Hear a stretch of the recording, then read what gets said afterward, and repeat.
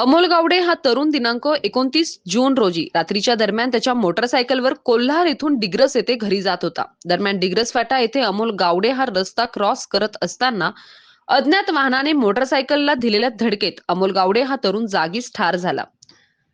अमोल पाराजी गावडे वय 29 वर्ष हा तरुण राऊरी तालुक्यातील डिग्रस येथे कुटुंबासह राहत असून तो कोल्हार येथील एका बँकेत नोकरी करत होता.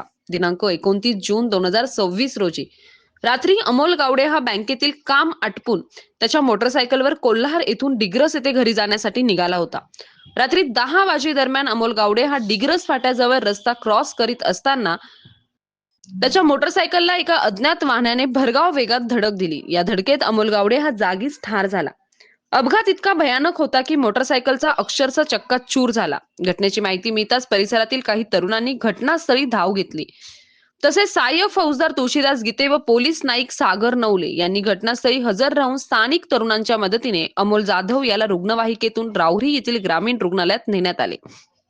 या घटनेमुळे डिग्रस परिसरात शोक व्यक्त करण्यात येत असून मयत अमोल पाराजी गावडे यांच्या पश्चात आई वडील, पत्नी, एक 11 महिन्यांचा लहान मुलगा आहे. पाराजी गावडे याच्या मृतदेहावर दिनांक 30 जून रोजी सकाळी डिग्रस येथील स्मशानभूमीत अंत्यसंस्कार करण्यात आले.